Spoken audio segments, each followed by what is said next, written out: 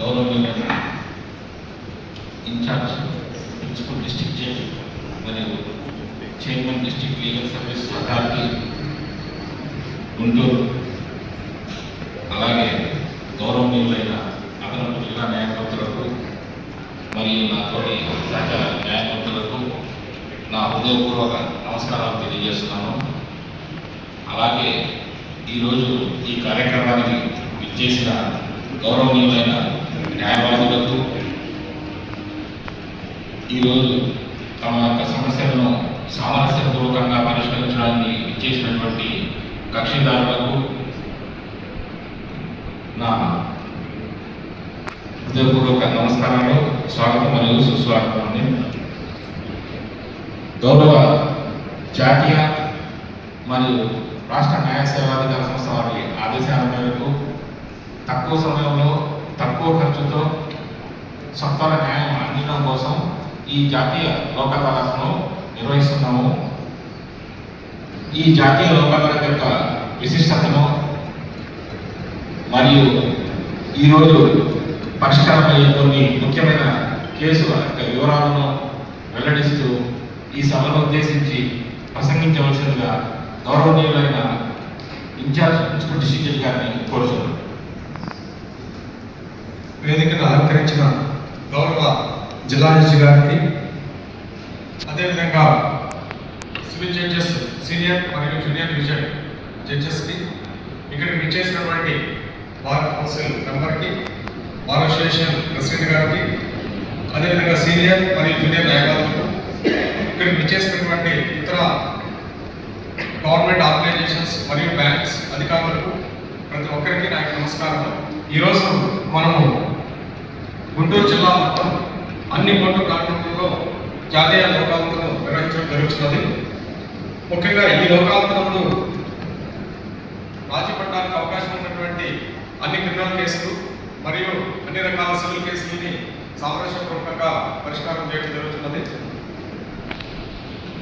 ఇందులో భాగంగా గౌరవ ప్రిన్సిపల్ జిల్లా జడ్జి మరియు జిల్లా న్యాయ సంస్థ చైర్మన్ గారు డైరెక్షన్స్ ప్రకారం మొత్తం 41 బెంచ్లను ఏర్పాటు చేయడం జరిగింది. ఇక్కడ మనకు గుంటూరు సిటీ నందు 15 బెంచెస్ని ఏర్పాటు చేశారు. అదేవిధంగా లోకాదాలత్లో పరిష్కారం కోసం 24,500 కేసులని పరిష్కరించడానికి కోసం గుర్తించినాము.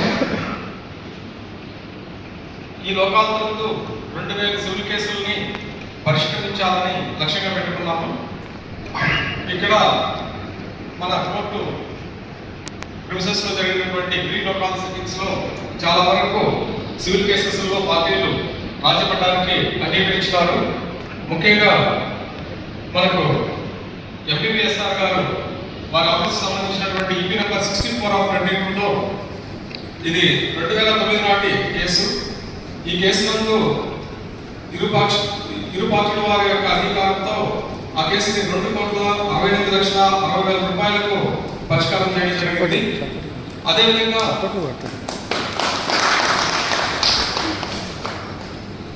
సెకండ్ ఎడ్జే కోర్టు నందు ఒక సివిల్ దావాలో 25 crores సంబంధించినటువంటి రామ్సర్ నోట్స్ సంబంధించిన రుసుము కూడా పరిష్కారం చేయడం జరిగింది.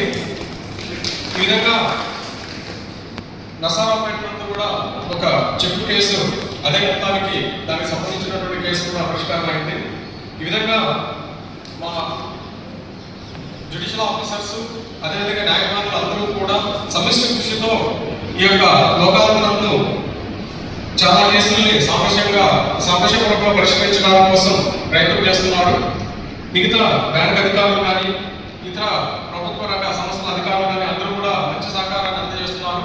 కాబట్టి ఈరోజు జరగబోవు నేషనల్ లోకాదాలత్ను అందరూ కూడా జయప్రదం చేయాల్సిందిగా కోరుతున్నాను. ఇప్పుడు ఈ యొక్క పెద్ద మొత్తంలో రాజీ పడినటువంటి కేసులో ఆ చెక్కుని సంబంధిత పార్టీలకు అందించవలసిందిగా గౌరవ 4వ అదనపు జిల్లా జడ్జి గారిని కోరుచున్నాను. సరే,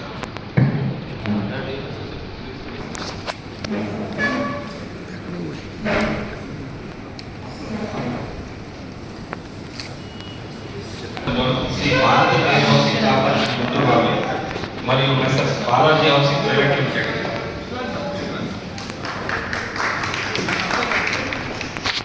Thank you.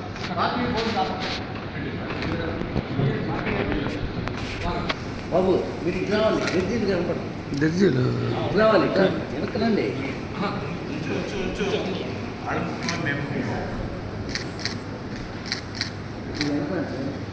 అందరు పడతారా ఇక్కడ ఓకే.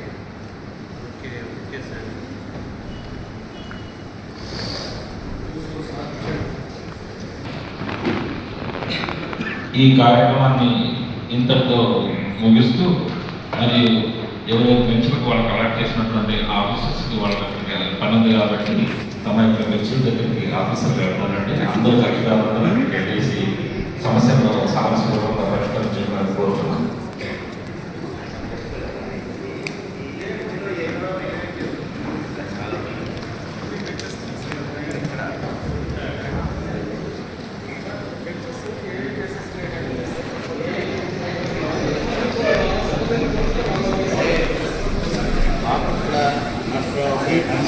నా దగ్గర చనిపోయాక మిగతా అన్నీ ఏ కొట్టి ఆ కొట్టి పెంచాను.